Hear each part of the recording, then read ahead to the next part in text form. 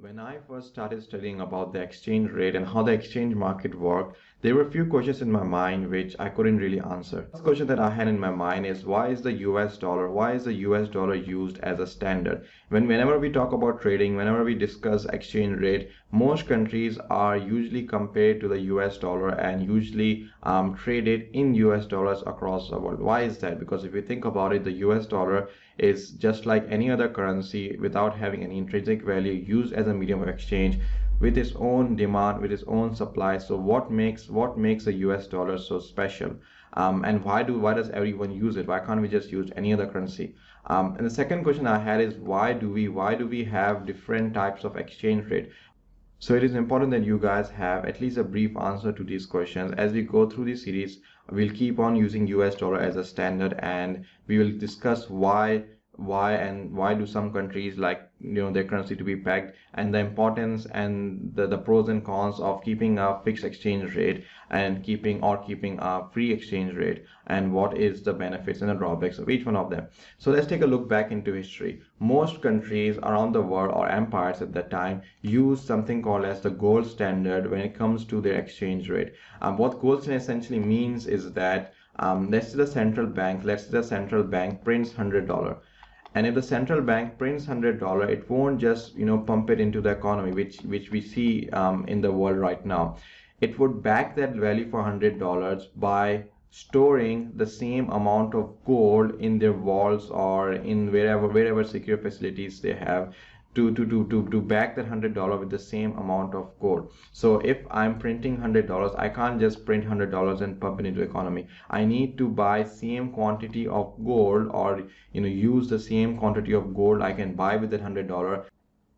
And this was done so that the currency does have some sort of store of value, some sort of intrinsic value. It is not just a piece of paper. It does represent something, and it represented the amount of gold you could have bought with that amount of money. And that made sense logically. I mean, if you think about it, paper is currency, and currency doesn't really have any intrinsic value. So by attaching it to gold, it did give it some level of intrinsic value. But the problem with that system was that it was extremely rigid, and in the future videos you will see why having a rigid exchange rate can have problems in the economy.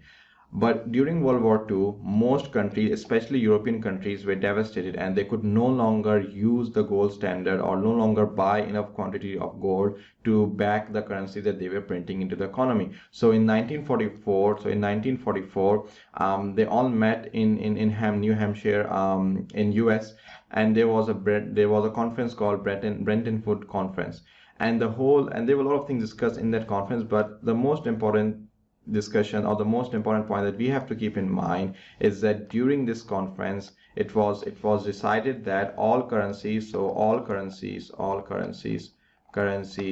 my spellings, all currencies would be backed by US dollar, and the US dollar would be backed by gold. So like that, the US dollar would be backed by gold, and this was the beginning of this was the beginning of an era where all the currencies were going to be backed by dollar, as we see it in the world right now.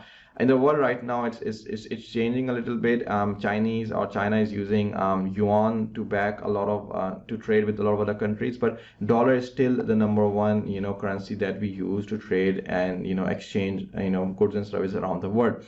But the problem was, due to many political reasons, which we won't go into these videos, and mathematical and logistical reason, it was no longer possible for the US to back the dollar against with gold.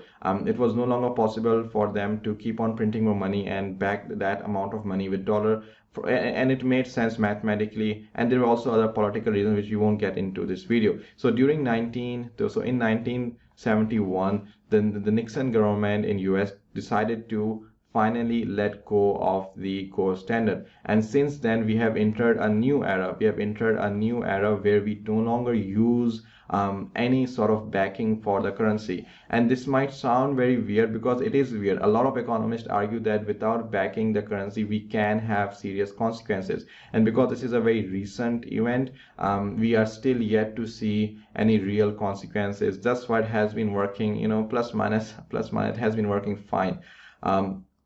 And the reason, and one of the reasons from an economic perspective that this needed to be done was to remove rigidity in the exchange system. The exchange system with the gold standard was very rigid, or is very rigid. And the problem with that is, if the currency, if the exchange rate is very rigid, it doesn't allow for flexibility in the economy, especially when it comes to trading. You will notice, as you will see as we go in our further videos, why it is important to keep other currency weak.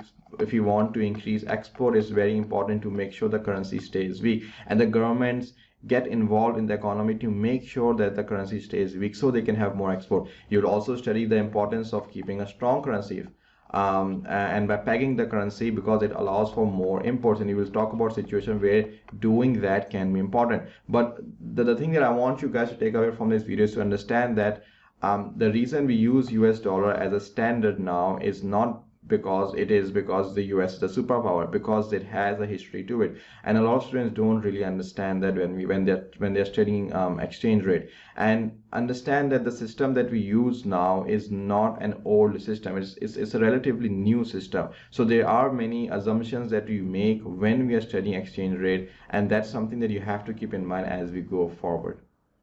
So hopefully this gives you a brief understanding of why we use US dollars, and the need to have flexible exchange rates, and the need to have strong exchange rate. And in the future videos, we'll go through every single scenario of why, and the pros and cons of having a pegged exchange rate and having a free exchange rate.